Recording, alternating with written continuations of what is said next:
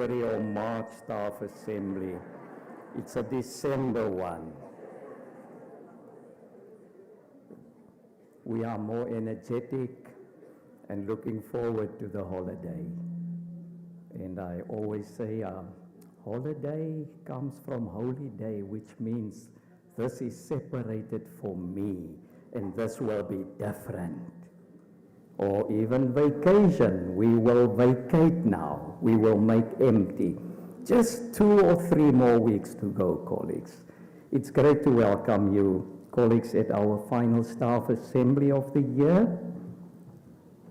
And also welcome to our colleagues who join online from our different campuses, Stellenbosch, Tygerberg, Belleville Park, and Saldanha. Thank you for making time to connect as a university community. I'll just give colleagues a chance to sit, then I'll proceed.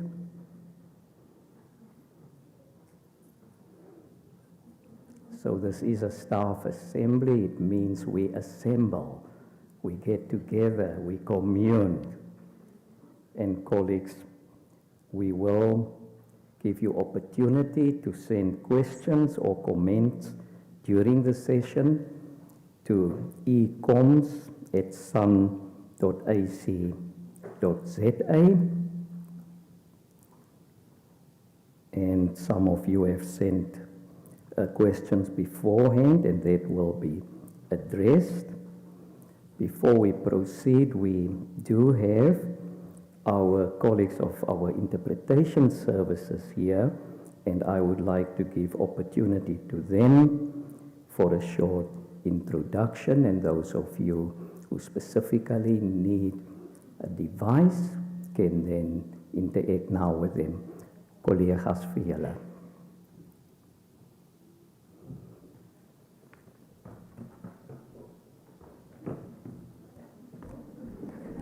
Didn't expect, thank you. Didn't expect it to be so full. So, hello, good morning, everyone. Molweni Bolkabam. Hope you're all doing well. So, as you heard, the interpreting services, we're available over here. So, if you would like to hear what's being said here in English into either Afrikaans or isiXhosa, you would kindly just indicate, raise your hand. Vice versa, if suddenly there's a burst of isiXhosa or Afrikaans here and you want to hear it in English, you're also welcome to raise your hand, and we'll make sure that you get an interpreting device. It's absolutely free, mahala. You don't get to keep it though. Okay, you don't get to keep it. So if anyone would like to use it, either come and quickly collect it, or if you're stuck in the middle there somewhere, just raise your hand and we'll hurry over. Otherwise, I'm going to meander back. Thanks, our colleagues of the interpreting services. They are here, as you see, right at my left.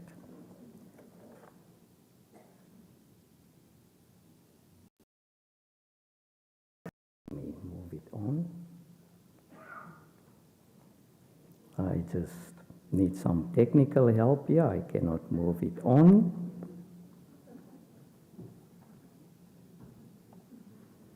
There we go. Colleagues, this is the moment where we also get quiet for a moment and we think of colleagues and family members in our university community who passed on during this year, and in this moment we pay respect to them. We say we remember you, member, again a member, always a member, and our hearts go out to their dear ones. Please observe a moment of silence with me.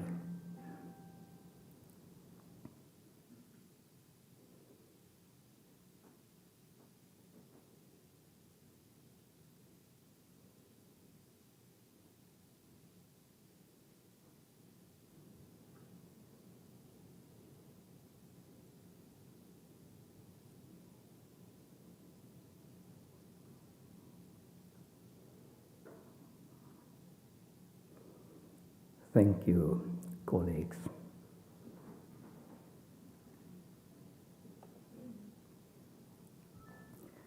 Colleagues, the program you see in front of you, we will, as usual, firstly listen to our rector with reflections on the year and with updates of what happened since the last assembly. And thereafter, we welcome colleague Jaapie Kotze of HR, who will guide us through the staff benefits for 2026. And then we will have a questions and answer session, and we will conclude on a high note with a lucky draw. So it's great to welcome our rector, Prof. Deresh Ramjuganath.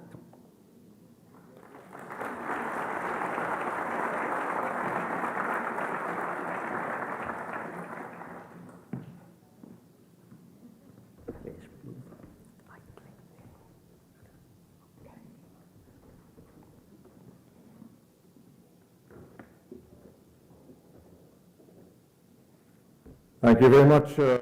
Nico. Good afternoon, everyone. Wow, it's an absolute full house in the theatre this afternoon. And so thank you very much, colleagues, for coming to our last staff assembly for this year. And I think you can say it's been a year of change. It's been a year of transition. It's also been a year of challenges, but also a year to celebrate in terms of what's been achieved. And so you'd see, as we normally do, we have a kind of a theme in terms of the staff assemblies. And so you can see the theme there being change, challenges, and cheers in terms of what's been achieved in 2025. So as the year draws to a close, I think we can all say that it's been a long year, it's been a challenging year. But I think we're heading towards the successful conclusion of the academic year. And in that regard, I want to thank every single one of you for the contributions that you have made to making this a successful academic year for our institution. And this is in light of all the transitions, all of the changes that we've been having as an institution. I think as you recall, on the 1st of April, I came into office, and so yesterday was exactly 8 months that I've been in office as director and the vice chancellor. So you can see I'm also more casual today, because yesterday we had a council meeting, an 8-hour council meeting to conclude the last council meeting for the year. But I think there were significant reflections that we had in terms of that particular council meeting. And I also want to share with you this afternoon some of those reflections, some of my reflections of the last 8 months, but also share with you some of the news and some of the happenings that we have as an institution moving into the future. So in terms of some of the reflections and some of the highlights, I think you're all aware that we have come off the back of a lot of noise in the system, a lot of noise in the institution, a lot of issues that have been out there in the media over the last couple of years. And so one of the things that we were working towards as an institution was to lower the noise, to get a lot more stability within the organization. And so a great deal of effort in the last 8 months has been in terms of lowering the noise, creating a much more stable environment for us as an institution, so that we can focus on the main project of the institution, which is the academic project of the institution. In that regard, I've gone out together with the leadership team of the institution, and we've engaged extensively with all of our stakeholders within the institution, because we want to get a sense as to what are the touch points, what are the challenges, what are the issues within the institution, but also from the outside stakeholders looking inside within the institution. And I can tell you that over the last 8 months, you would have seen, if those of you look at the university's LinkedIn account and you looked at my LinkedIn account, you can see that we've had numerous engagements with internal and external stakeholders. I was trying to keep track of how many people we had met and engaged with over the last 8 months, and the number is well over 4,000. Including in that was the over 20 staff dialogues that we had well, I think it's typically it was in April, May, and June of this year. The sense that I got out of all of these engagements with our stakeholders is the overwhelming number of external stakeholders and alumni are really in support of this much bolder, much more aspirational vision that we have for Stellenbosch University. So you all recall Vision 2040, where we talk about Stellenbosch University becoming Africa's leading research-intensive university. But more importantly is the last 4 words of that vision statement is that everything that we do as an organization ultimately must be in service of society. And so people like that. It's not just about us enhancing academic excellence for the sake of enhancing academic excellence, but about how we translate that academic excellence for good for society. And so that message has been very well received by all of our stakeholders. The other thing that I got out is that there's a sense of much more stability and less noise, and that has been despite all of the significant transitions that we've had. So we've had a new chancellor, we've had a new rector. If you look at the rectorate, there's a number of new faces on the rectorate, a number of colleagues that have stepped up into acting positions on the rectorate, and there's been significant leadership transition, but also significant changes that have been proposed in terms of the way we do our business, the way we align the institution to be far more effective, ultimately, to have greater impact as an institution. And also so all of it hasn't been positive. There's been obviously some negatives that have come out as well from the engagements with stakeholders. And if I had to just sum up, 1 or 2 points with regards to the negative issues that have come up, with our external stakeholders especially, it's been around opportunities that have not been taken up or seized by Stellenbosch University. So I've engaged with numerous CEOs of companies, with numerous organizations, and in almost all the cases, they want to partner with Stellenbosch University because of this reputation that we have as an institution. They see us being an integral potential partner in achieving what they want to achieve in their visions of their organizations. And interesting enough, in almost all the organizations that I've engaged with, the kind of in service of society seems to be a common theme between what we want to achieve as Stellenbosch University and what other organizations nationally, provincially, and continentally and globally want to achieve. So they see that alignment. However, I've got some rather harsh comments like, we believe sometimes Stellenbosch University is too snobbish because you do not want to partner with us. You believe that you're better than us and therefore you should not be working with us. And I think that's the kind of change management that we've got to have within the organization. You will know that one of the 3 foci moving forward for our institution is going to be on partnerships and about how we diversify and how we strengthen our partnerships, because only by working in partnership are we going to be able to have the impact that we want to have as a university in being in service of society. So I think there's a lesson learned there, and there's more that we could do as an organization to make the place more welcoming for partnerships, more welcoming, more accommodating, and looking for opportunity. That's also part of what we want to do as an institution in terms of being more innovative and more entrepreneurial. And when you have an entrepreneurial mindset, you look for opportunities. You look for opportunities, how you can do better, how you can partner better, and so forth. And so I think that's something we will take heed of from the inputs that have been made by the external stakeholders and about how we can do better in terms of partnering into the future. From our staff engagements at the last staff assembly, I spent a bit of time sharing with you the reflections, the inputs that we had from staff. But, we must admit that within the institution there is major frustrations on some issues we're challenged with.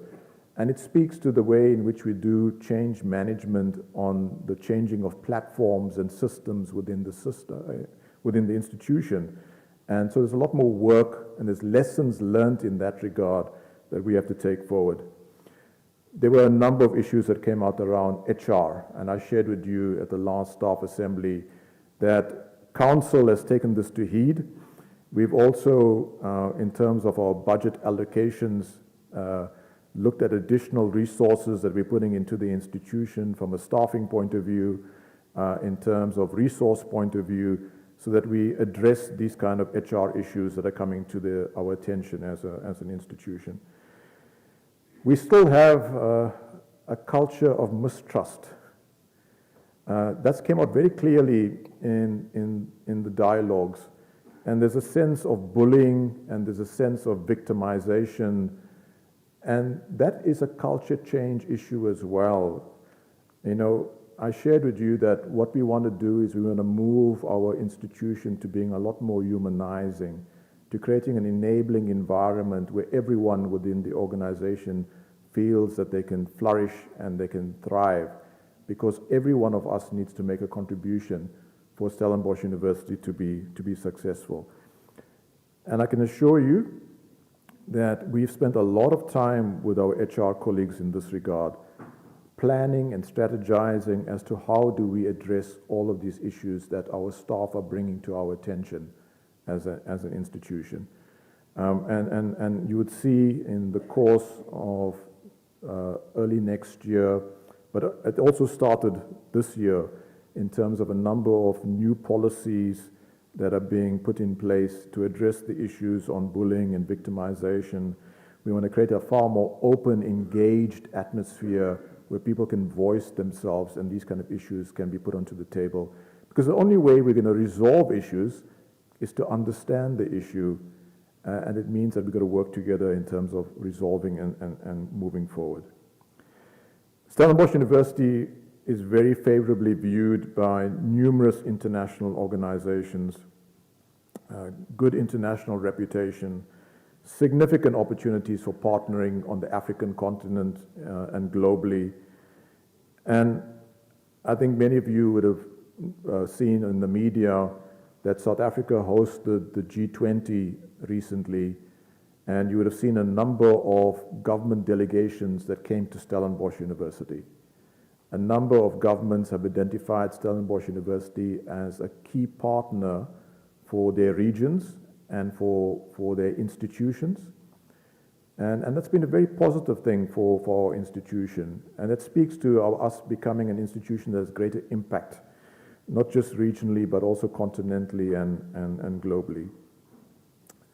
However, and we've recognized this, and I think the entire rectorate and leadership team understands this, and the council as well understands this, that culture at Stellenbosch University remains a challenge, and we've got to actively work in terms of moving towards a culture that we can all be part of and feel proud of and feel that we can contribute, and where we all have a sense of belonging within the institution, because that's the only time we're going to bring out the best in all of our people within the institution. So with regards to moving forward, I've outlined, and you would have seen in a number of media kind of communiques around the vision that we have for Stellenbosch University going into the future. We went through a process this year of developing the new 5-year strategy plan for Stellenbosch University that served at council yesterday. There were a few comments that we've got to address, but hopefully that will be finalized this week by council. And then we will then have this new high-level plan for the institution for the next 5 years. And that is to position us on the right trajectory to realizing Vision 2040. And so there's been an extensive consultative process over the last year, starting in January with the rectorate engagements and the kind of initial thoughts about what we should look like as an institution moving into the future, and then planning as to what that strategy should be all about. We then went into the institutional planning forum. We went into a council strategy session. We went into an executive planning forum.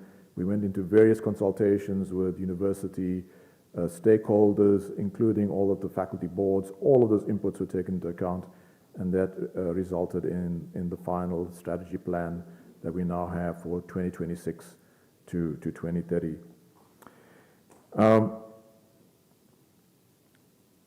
As part of the kind of realignments and kind of structure following strategy in an organization, and a strong emphasis on being more people-focused. And when I'm talking about being people-focused, it's also about being more student-focused as an institution, being more student-centric. We've had some new RCs that have been established. We've also had some dismantling of current RCs. And as part of the strategic realignment that we're having within the institution, we've created a new RC. Well, when I say new, it's a new title in terms of the RC, but we previously had a DVC for learning and teaching. That's been realigned into a DVC academic. That's now going to look after the entire academic journey of our students at the university, from undergraduate all the way to postgraduate studies. So there's a full continuum in terms of support that we provide as an institution. With a greater focus on students and support, holistic support for our students, we've established a new RC of the Dean of Students, and that was established and it came into effect on the 1st of November of this year. You would have seen a communique from my office in that regard. And while we're going through the process of a senior appointments process of appointing a substantive leader for both the DVC academic as well as the Dean of Students, we've got acting appointments in that regard. And in the Dean of Students, Dr. Leslie van Rooy has stepped up, and thank you, Leslie, for serving in that role while we go through the SAC process. And we hope to conclude the recruitment process for the Dean of Students by March, April of next year. For the DVC academic, we will hopefully have a decision that's made by council at the end of February. We've already initiated the SAC process in that regard.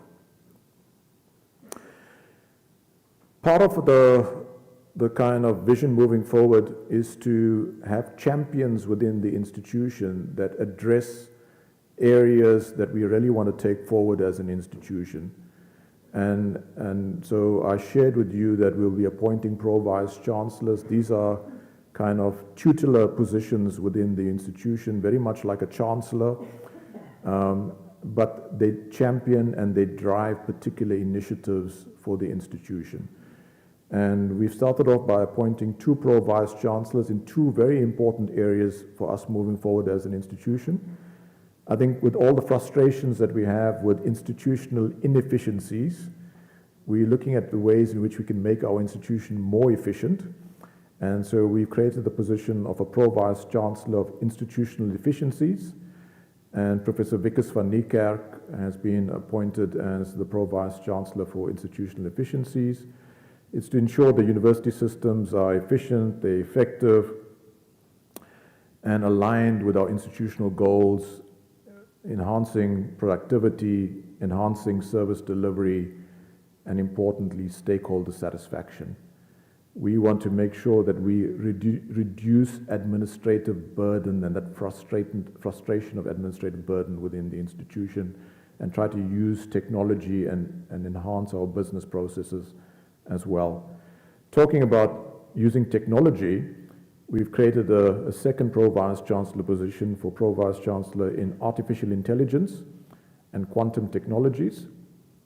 And that's recognizing the important and significant role that artificial intelligence will play in our teaching and learning, in our research and innovation, but more importantly, in our operations within the university. And so Professor Francesco Petruccioni has been appointed as the Pro-Vice Chancellor in this regard, and he's going to look at the growing importance of AI and quantum technology and our utilization of that in terms of all of the initiatives that we undertake at Stellenbosch University. Some of the further developments that are taking place, Professor Nico Koopman, his term as the Deputy Vice Chancellor for Social Impact, Transformation and Personnel will be coming to an end in the middle of next year. And part of our thinking and realignments in that is that we want a specialist leader in people to be leading this portfolio for the institution. And so we also see a strong linkage between transformation, culture, and personnel, or should we say human resources. And so the idea is that we will be looking at the creation of a chief people, culture, and transformation officer for the university.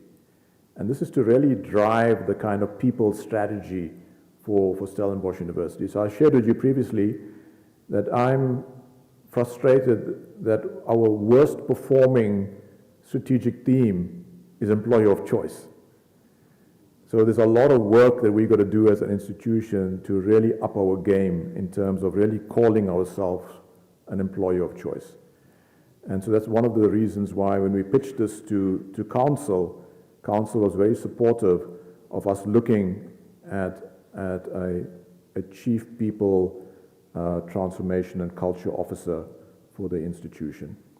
One of the other things that we're currently looking at is, you know, that Stellenbosch University has a very large portfolio, which is the Chief Operating Officer, and it is a hybrid Chief Operating Officer, meaning that it's a Chief Operating Officer and a Chief Financial Officer that's been collapsed into one role.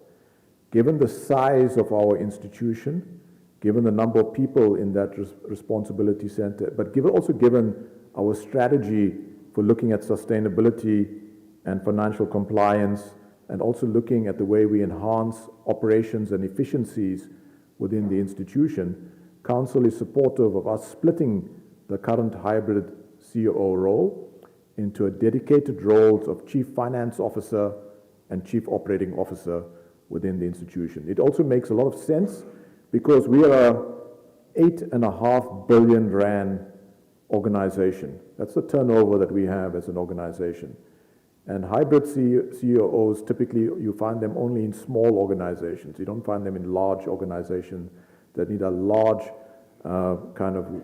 need a significant span of control challenge that we have with regards to having one portfolio that straddles both operations and finance.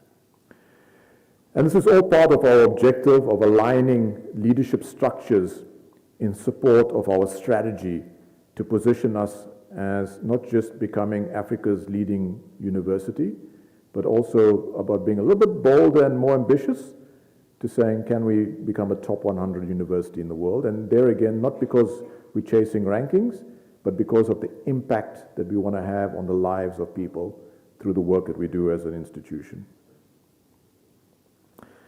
Now, we've had some real challenges. I think those of you that watch CNN and international media news would have seen that when President Trump came into office, he had a number of executive orders that he signed, and those executive orders that were signed affected Africa, and it affected the public health sector in Africa, but also globally, including our institution. And so a number of US federal funding projects that we have at Stellenbosch University were affected by these funding cuts. And we stood up as an institution to not have the case of retrenchments. And we came to the table with 70 million rands to try to fill the gap that was left by the US federal funding cuts. As a result of that, we were able to keep our staff in the system, and we also found mechanisms of trying to find additional funding. We've had the case that some of the decisions that were taken in terms of cutting NIH grants have been overturned, and so some of them have been reinstated, and we've also had initiatives on the part of the South African government and by the Wellcome Trust and by the Bill and Melinda Gates Foundation in terms of trying to also support institutions in South Africa that have been affected by these US federal funding cuts. And so there's a South African MRC process that was followed as well that we participated in, and we had applications into. And Prof. Sibu, if I can recall, you told that we had about 10 applications that were successful. So it says 5 over there, but when Sibu was giving an update to council yesterday, we found out that there's now 10 that have been successful. So we've already, to some extent, bridged the gap, but I think it's worrying in terms of that kind of financial sustainability challenges that we face as an institution. And there's a lot of work that we've got to do to diversify the funding within our institution, especially the third stream funding for our institution. I'm also glad to say that through the initiatives of Prof. Sibu and the DAR team, we also got some funding from the Oppenheimer Memorial Trust to assist us, and that was especially for the postgraduate students and the postdocs that were affected by the US federal funding cuts, and 5 million rands emergency award there coming from the Oppenheimer Memorial Trust. Talking about fundraising, DAR and the team, kind of continuously go out there and they look at ways in which they can raise funds from donors, alumni, from philanthropic organizations. You would have heard the rector last year talk around the fact that for the first time, Stellenbosch University raised more than 400 million rands in an academic year last year.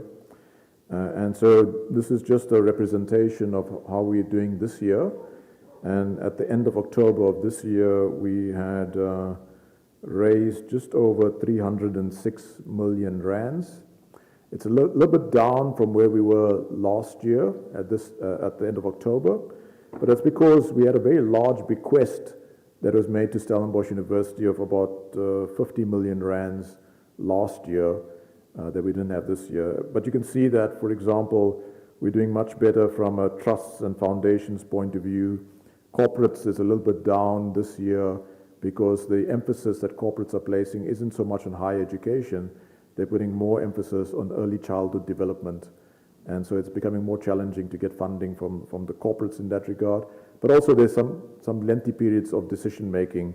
And I've been told by Karen Bruns and the team that we can expect some more decisions to be made, and that hopefully we will get very close to 400 million rands this year. Remember, from the rector's presentation last year, the majority of that funding actually goes to our students to bridge the gap in terms of the challenges that they have with the cuts in the NSFAS funding and the missing middle funding that we also need to support our students, especially for those that are in debt and that need to graduate at the end of the year.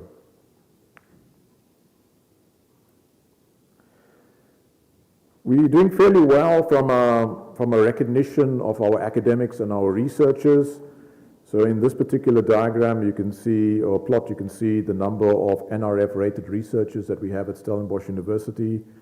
In 2023, 2024, we were just above 500 of our academics and researchers that were rated. This year it's sitting at 477, but that's mainly due to challenges at the National Research Foundation in terms of processing of applications and delays in terms of decisions that are being made on the rating of our academics and researchers. We expect that that number would be close on 500 or just over 500 once all the decisions do come back. But it talks about the role and how important research is for us as an institution, and about the impact that we're making on a national level by the ratings at which our researchers receive in this regard. In terms of research and the research outputs, you would see that we are doing significantly better in terms of the total number of research outputs that are being produced. Last year, we had 2,828 research papers that were produced by researchers and academics and postdocs and students at Stellenbosch University. And this year, we're sitting at about 3,304. This still has to be audited by the Department of Higher Education and Training, but it is a significant increase in the total number of research papers that are being produced by this institution. There is a mechanism that they utilize by looking at author units, and so it may turn out that because we're promoting more collaboration and partnerships, that we have more authors on the papers, and the author units may be the same or lower despite the number of papers being higher. But it's very much part of our strategy of becoming more partnership-oriented, more collaboration-oriented in terms of our research. Part of building the research base for the university, and you know that the previous rector used to talk a lot about postdocs and wanting to grow the postdoc numbers. I'm also a firm believer in that, because you build your research base by having a strong postdoctoral base within the institution. Professor de Villiers used to keep on saying we've got to have 600 postdocs in the institution, and last year we had 367 postdocs at Stellenbosch University. I'm glad to say that this year we've managed to get that just over 400 postdocs, so we're on an increase. 80% of them are coming from South Africa and the African continent, and most of these fellows are based in the Faculty of Science, Medicine and Health Sciences, Agri-Sciences and Engineering. And it's one of the ways to strengthen our research base so that they work together with our academics and our researchers to enhance the research output, but ultimately to enhance the research impact that we have as an institution. Talking about impact and talking about how we're faring as an institution, so there are various world rankings that come out, and I shared with you that we shouldn't be chasing world rankings, but it also gives you a good indication of how we're performing as an institution in terms of impact. And so one of the latest rankings that has come out has been the Times Higher Education rankings, and in that Stellenbosch University is placed second in Africa.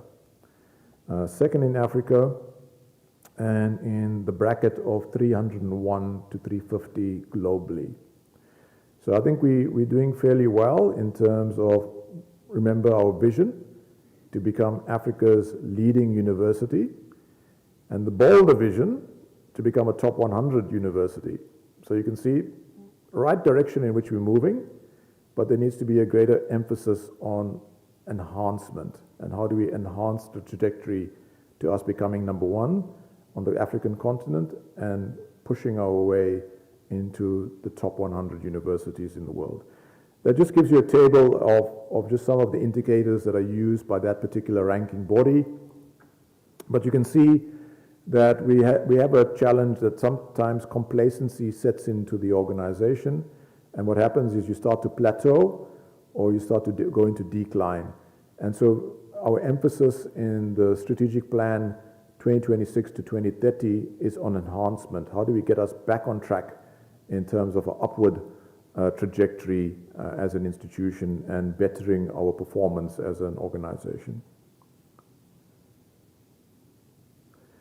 I shared with you that partnerships is critical, and I think you would have seen that on the sidelines of G20, there were a number of delegations that came to Stellenbosch University from France, from Germany, a number of new partnerships that were signed with various institutions in those countries. We're also looking at partnerships with other higher education institutions, including private higher education institutions, as a way of having greater impact as an institution.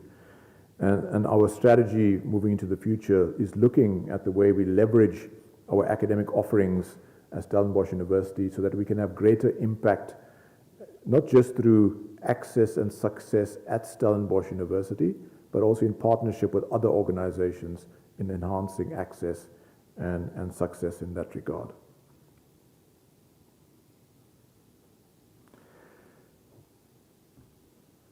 A lot of the engagements that we've had with stakeholders, especially with employers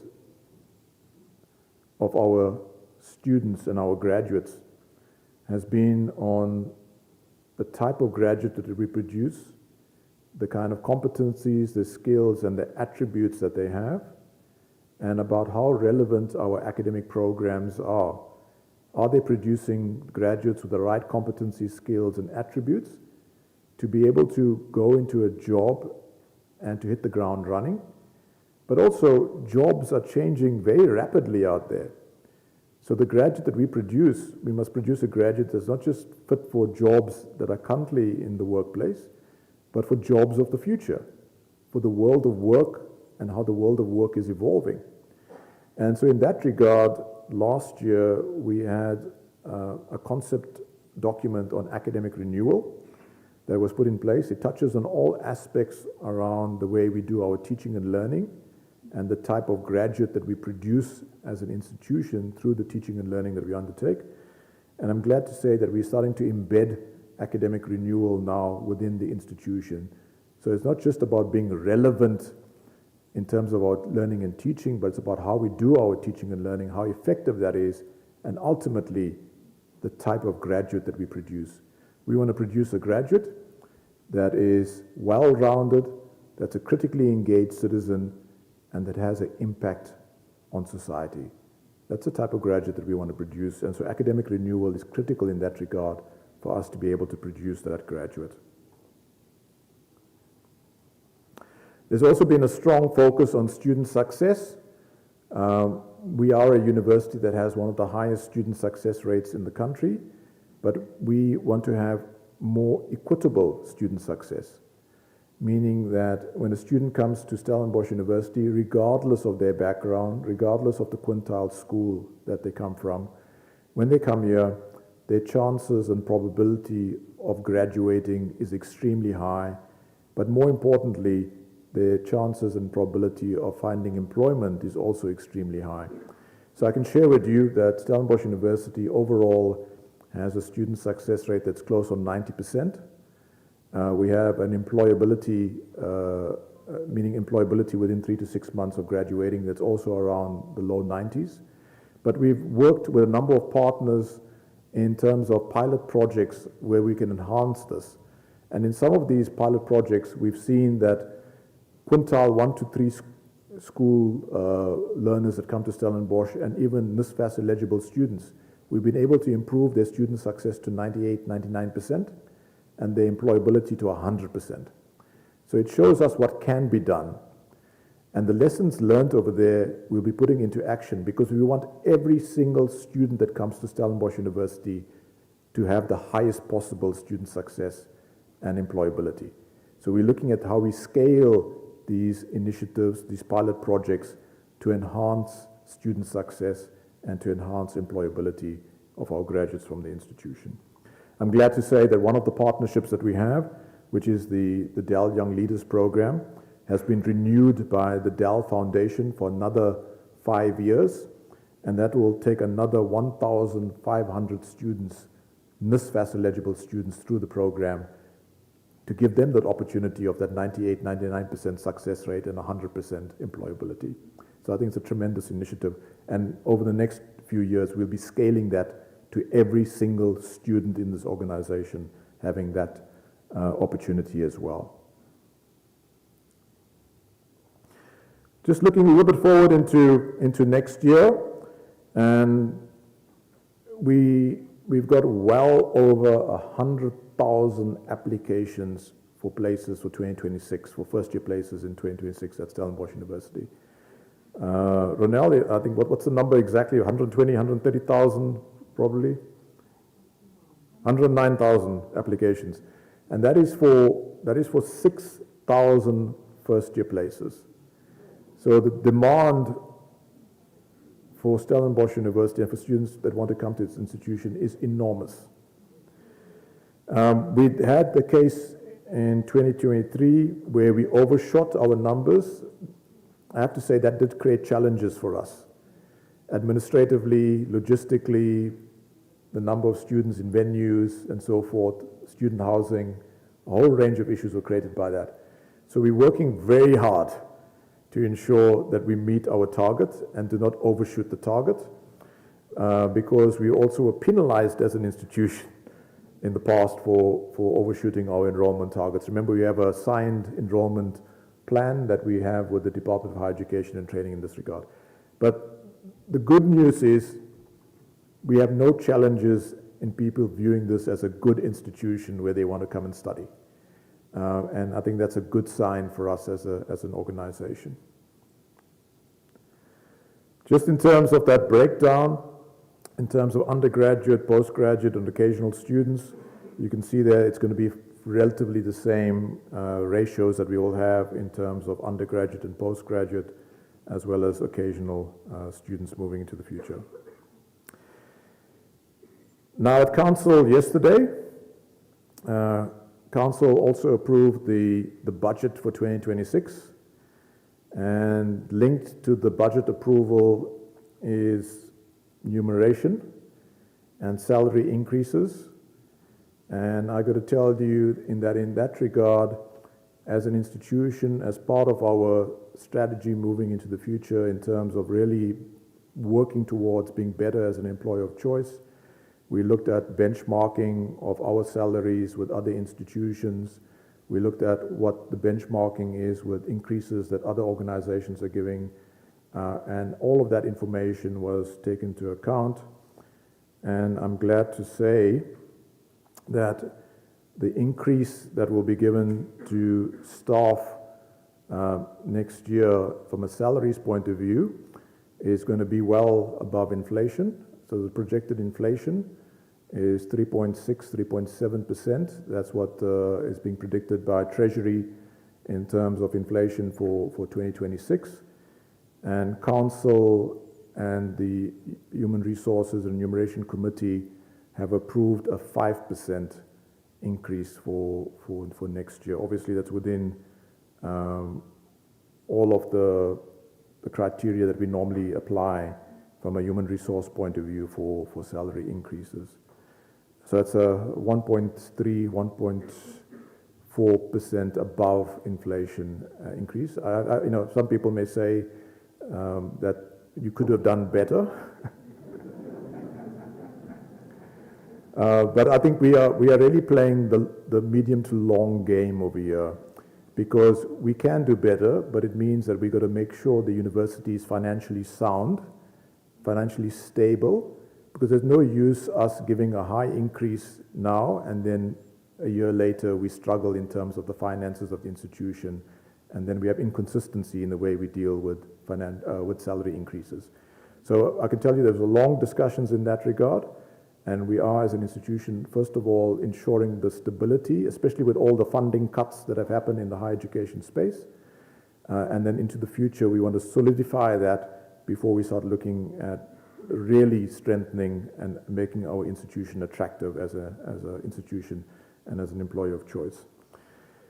As we've had in past years, and especially because we haven't been able to have a performance advancement framework put in place for 2025, Council deliberated on this particular matter, and in recognition of the achievements that we've had in 2025, and by the contributions that have been made by all staff members in the achievements of this institution in 2025, there will be an ex gratia payment which will take place in the December salary payroll of 1% of your salary package that we paid as an ex gratia payment to all staff in this regard. Just to say thank you for all of your contributions.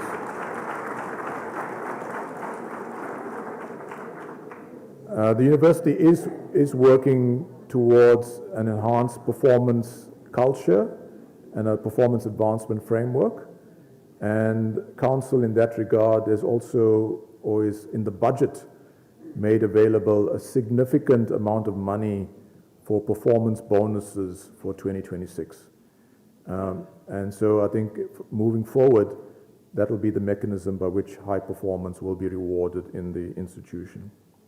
Just in terms of adjustments that we will be making for student fees and for accommodation or residence fees, there will be an adjustment of 4.3% in the student fees for 2026.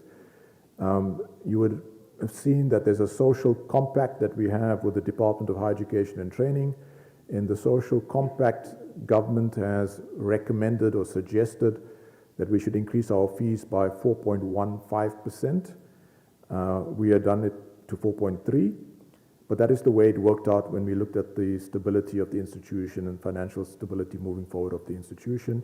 And as we always do as an institution, for the NSFAS students, we actually cover that difference between the 4.15 and the 4.3.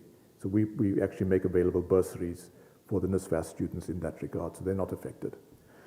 And in regards to the accommodation fees, we have a 5.5% adjustment in the residence accommodation fees. This is actually below what government has recommended. So their recommendation was 5.7%, and we have worked it out to 5.5%. So we're a little higher on one end and a little lower on the other end in terms of fees for next year. Colleagues, I want to thank you once again for all of the contributions that you made. Contributions that you made in a year of transition, in a year of change, but also in a year in which we have had much greater stability at Stellenbosch University, a lot less noise, and a lot to actually celebrate in terms of the way we've moved forward as an organization. I want to thank every single one of you. You would hear me say this on a number of platforms. For us to be successful as an institution, it requires every single person in this organization to be making a contribution to the success of this institution. And so we value that contribution that you're making in that regard. And, you know, it's been a long year. I think we all need rest. And hopefully you will take some time off and relax and refresh and rejuvenate. And wishing you and your families all the best over the festive season. And hopefully you find the time to kind of reconnect with family and friends and, you know, come back really refreshed for a new academic year and for the work that needs to be done in terms of us taking the institution forward and really pushing ahead with the realization of Vision 2040. Thank you very much, colleagues.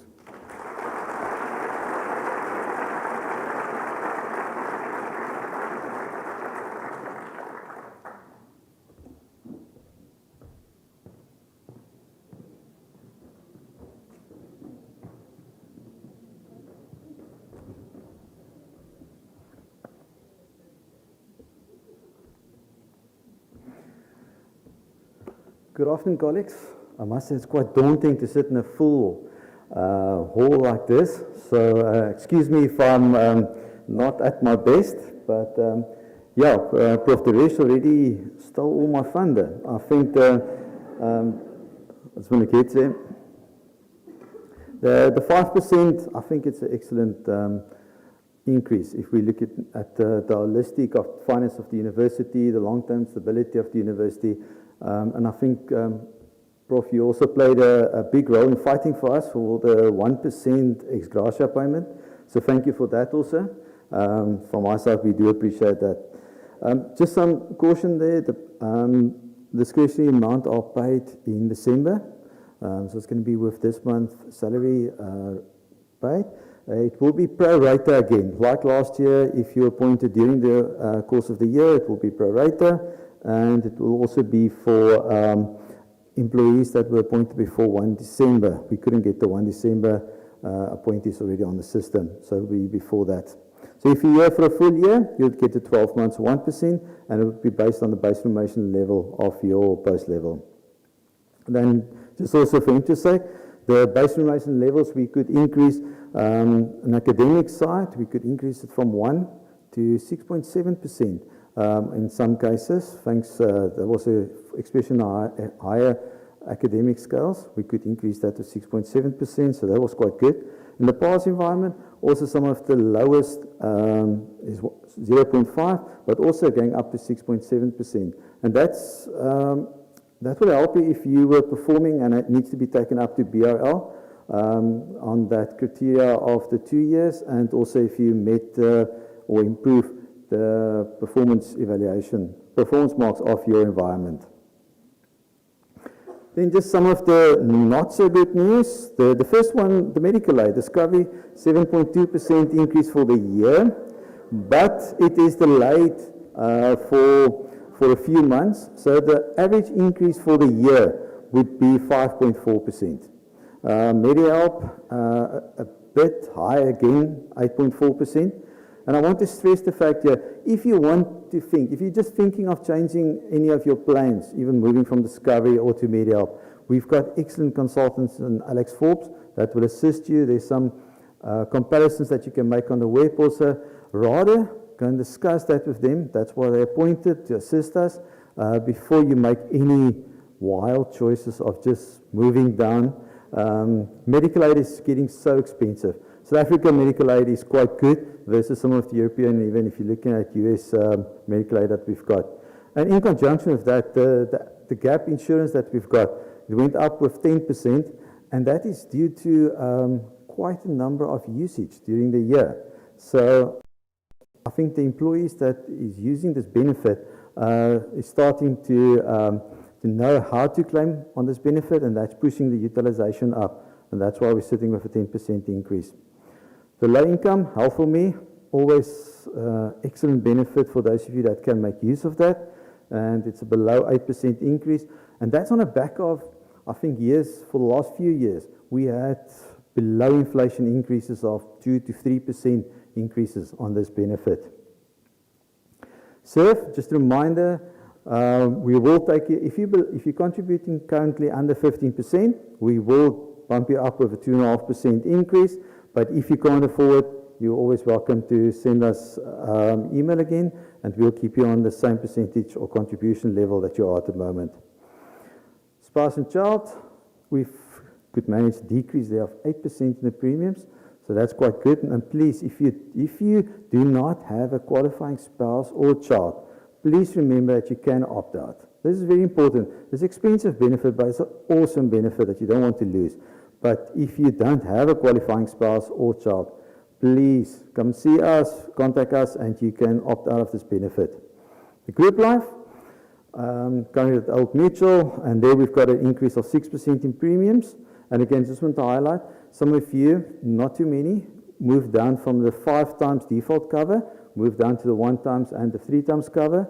Please remember, we're going to default you back to the 5 times cover in January. But again, you are welcome to, if the finance is struggling on that side, you are welcome to send us an email again to take it down to 1 times or 3 times cover again. Disability, I couldn't believe when we saw this premium, the feedback, but we got 14% discount in the premium. It is really awesome. Our employees that are on the disability cover is increasing. The market is increasing. But fortunately for Stellenbosch University, we received a 14% decrease in premium, so that's a good one for all of us. Then just the spouse insurance, we got a very good benefit rate from Sanlam, and we are moving from Old Mutual to Sanlam. No impact on anything for you, no administrative. But with coincide with that, we've got a 5% decrease in premium that we could get from Sanlam. Then funeral, R3 more. Remember last year we moved the benefit up from 30,000 to 40,000, and we experienced a huge lot of claims. It's really bad on this funeral cover. Yeah. It's not laughing. So the increase there was R3 more. And then also, I don't know if you remember, we done a survey from HR side to ask you if you want some of that you participate in the extended funeral cover. And the majority of staff that are participating in that cover said that they want to have an increase in that amount also, and a benefit amount also. That coincides obviously with additional premium. And the committees decided rather to take it up to 35,000 benefit and not the full 40,000. So we'll see how that's impacting the employees that's making use of this benefit. Then also just, I can't not give credit to the SURF, the trustees. if you look at this returns that we are receiving at the moment, it's really good. I think our chair are being very hard on himself because he's not reaching the targets that he wants to reach. But if you look at the growth portfolio where the majority of our staff are participating in, almost 6% above inflation over the last 10 years. That's amazing. So I think the trustees are doing really well. And I don't know if we can, but this is you had a vote also a few months ago to vote for new employee trustees. And there you can see the full list of the 5 employee trustees with the 2 Secondary trustees also. So thank you very much. And from my side also to the trustees, it's nice working with you, and I do appreciate all the hard work that you are putting in. There's a lot of work that these trustees have to put in, hours and hours of preparation, working through a 300 to 400 page document every time. So thank you very much from our side also. Then just general, last slide here. Remember, with the package increases, you are welcome to have a look on Sunny HR. There's a software model that you can see what you're going to get out with the changes and all the benefits, and also with the good increase. And then just to highlight again, during this year, we changed the sick leave from calendar days to working days. Just take note of that. It's equal. We changed it on the same basis, so nobody's worse off. But please, if you have any questions on that, you're welcome also to contact Sunny HR. And then also to thank you very much for the Rectorate for this good news. The 2nd of January, the university is still closed, and we don't have to capture any leave. So that's also on the house. Thank you very much for that. So really fortunate for that.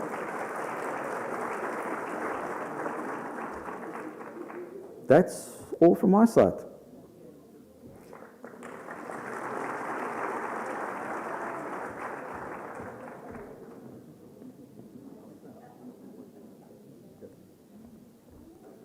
Colleagues, we are close to the end. We're at 1:45, and we would like to ask if is there really a burning question? Otherwise, we ask that you use eComs at Sun, and we will definitely respond to your questions. We had questions beforehand from one colleague, and that will be taken up then, 2 colleagues, taken up directly with those colleagues. But we are at the end, and the Rector, it is fine if there's no burning questions, that we then deal with it in this way. There's also, of course, Q&A gives you the impression that it is only about questions. It can also be about you. Good news that you might have received, and that, but we could hear it, Japie and Director, from the response of the audience to the figures especially that you brought to us. So we will then conclude, colleagues, on a fun note.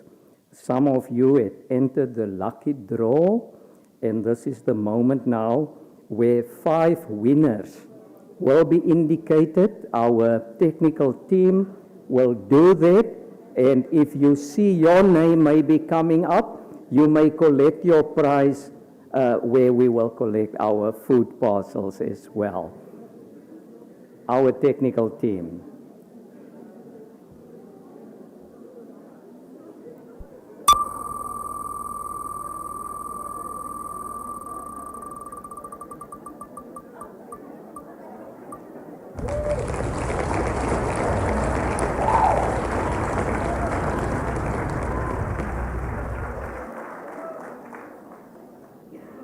That's the start, number 2.